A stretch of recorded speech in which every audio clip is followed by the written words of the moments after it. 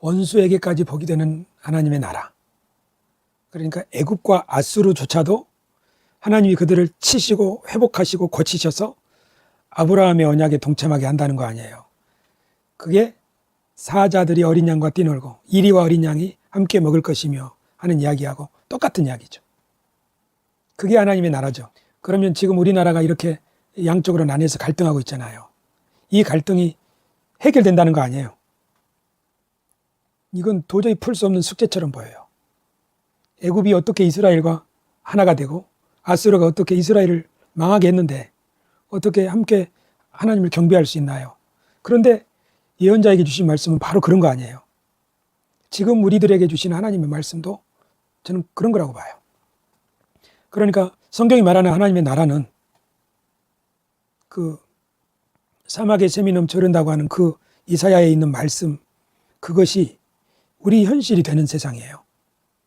천국을 저 위에 있는 게 아니고 지금 여기 있는 세상이라 이런 얘기 한다고 얘기하는데, 이 이야기를 더 해야 되는 이유가 뭐냐면 우리 교회 다니는 사람들이, 크리스찬들이 하나님의 대리인이라는 생각, 하나님의 뜻이 우리를 통해서 실현된다는 생각, 우리가 이 갈등에 화목해 하는 중지자가 된다는 생각, 그리고 그것이 가능하다는 생각, 이런 생각을 안 하고 살아요. 그게 나와 무슨 상관이야. 지금 내가 힘들어 죽겠는데 신앙을 뭘로 생각하냐면은 내 문제, 우리 가족의 문제 중요하죠. 개인의 문제 중요하죠. 그 해석을 위한, 그 해결을 위한 구원의 실마리로만 이해를 하고 있단 말이에요. 그 이유가 뭐예요? 하나님 나라가 정확하게 뭐다 하는 것을 두루뭉실 생각하기 때문에요.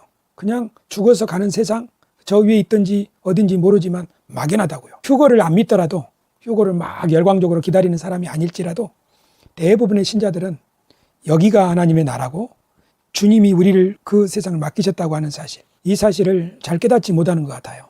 그것은 어쩌면 나 자신에게 하는 설교일 수도 있어요. 너는 지금 어떻게 살래? 너는 무엇이 중요하니? 내 자신한테 물어보면 내가 어렸을 때부터 그렇게 살았잖아요. 모든 가족의 기대를 받고 성공을 위해서 살았잖아요. 그러니까 이 세상 사람들이 사는 방식으로 살았다고요. 교회에 다녀도 결국 그것을 이루게 해주십시오. 잘 되게 해달라는 그 마음으로 살았죠. 근데 이것은 알고 보니까 주님이 하지 말라고 한 일이에요. 그건 세상 사람들, 이방인들이 하는 거다. 너랑은 그 나라와 그의 의를 구하라 먼저. 근데 그 나라와 그의 의를 구하는 것이 뭔지를 모르더라고요. 내 자신이. 그게 뭐지? 기도하라는 건가? 전도하라는 건가? 이런 식으로만 생각을 하는 거지.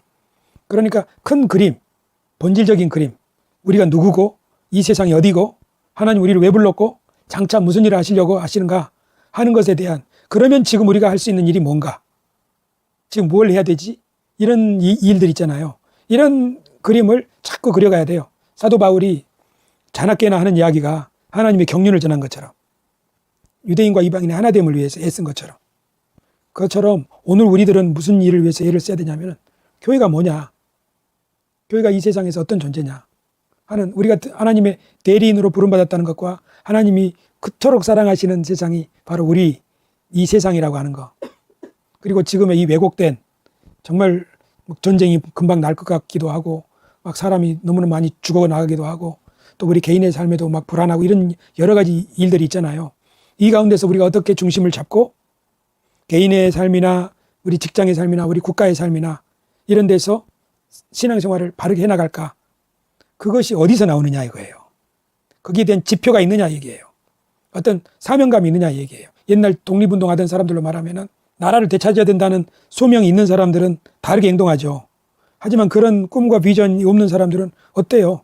현실이 그냥 현실에 잘 보여서 조금 편하게 살면 그걸로 끝, 그렇게 되는 거 아니겠어요? 그래서 우리가 구도자의 교회예요. 구도자. 무엇이 가치 있는 길이냐, 그리고 그 길을 위해서 하나님이 우리들의 마음을 쫙 열어주셔서 부드러운 마음을 갖게 하려고 사방으로 흩으시고 낮추시고, 그러니까 이게 축복이에요. 낮추신 거, 흩으신 거, 절망케 하신 거, 패배케 하신 거, 그게 하나님 치신 거거든요. 하나님의 치심은 고치시기 위함이지. 고치시는 이유는 뭐예요? 하나님의 드디어 그 비전의 말씀, 그거를 받을 수 있는 부드러운 마음을 갖게 하는 거죠. 부드러운 마음은 언제 임해요? 심판을 받아야 임하는 거죠. 애굽이 어떻게 해서 내 백성이 되는 거예요? 애굽의 심판이 임하니까 애굽이 그렇게 바뀌는 거 아니에요. 그렇게 먼저 고난을 겪고 연단을 받고 그리고 딱한 가운데서 연약한 가운데서 말씀을 받은 사람들이 아브라함처럼 이스라엘처럼 그 사람들이 일어나서 이제 하나님 뜻에 동참할 때 하나님의 나라가 하나님의 계획이 실현될 거 아니에요. 나는 성경이 바로 이런 이야기를 들려주는 거라고 봐요.